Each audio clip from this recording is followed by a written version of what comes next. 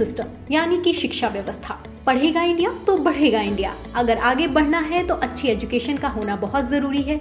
इसी को ध्यान में रखते हुए भारत के मानव संसाधन मंत्रालय, जिसके अंडर शिक्षा आती है, उसे शिक्षा मंत्रालय बनाने के ड्राफ्ट को मंजूरी दे दी गई है। बीजेपी ने 2014 में सत्ता में आते ही 2015 में नई शिक्षा नीति बनाने के पूर्व कैबिनेट सचिव TSR सुब्रमण्यन की अध्यक्षता में कमेटी बनाई थी। आखिरकार अब उस कमेटी का ड्राफ्ट कई जगहों से फिल्टर होकर मंजूर हो गया है, जिसे जल्द लागू कर दिया जाएगा।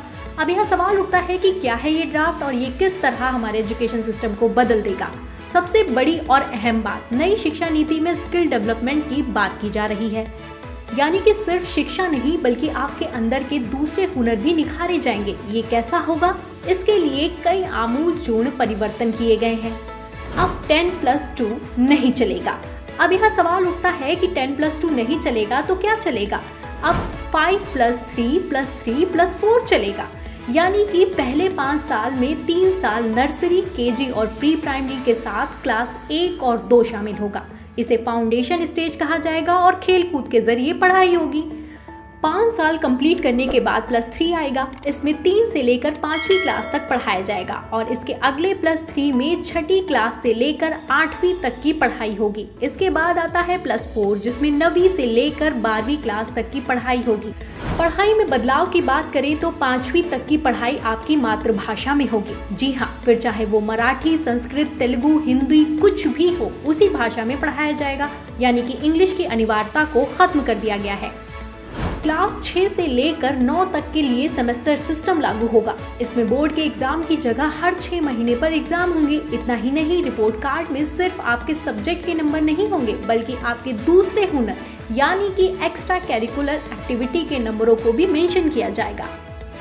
इतना ही नहीं, पहले साइंस, आर्ट और कॉमर्स चलता था। इस स्ट्रीम सिस्टम को भी खत्म कर दिया जाएगा। साइंस वाला हिस्ट्री पढ़ सकता है और आर्ट वाला मैथ भी पढ़ सकता है।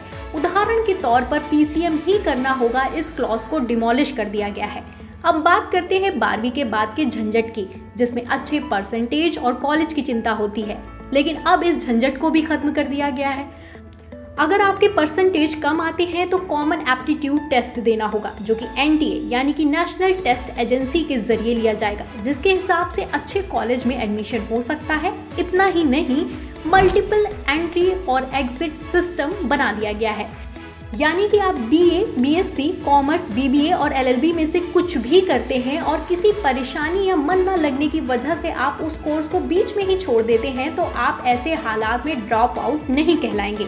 जी हाँ, आपको क्रेडिट दिया जाएगा। जितना टाइम आपने उस कोर्स को दिया है वो वेस्ट नहीं होगा। कोर्स में 1 साल बाद छोड़ने पर सर्टिफिकेट, 2 साल पूरा करने पर डिप्लोमा और 3 या 4 साल पूरा करने पर डिग्री मिल जाएगी।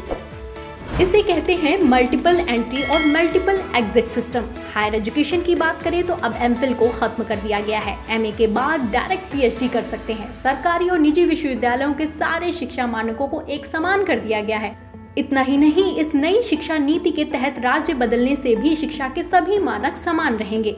इस जानकारी को दूसरों तक पहुंचाने के लिए ज्यादा से ज्यादा शेयर करें, पसंद आई हो तो लाइक करें और हमारे चैनल को सब्सक्राइब करें।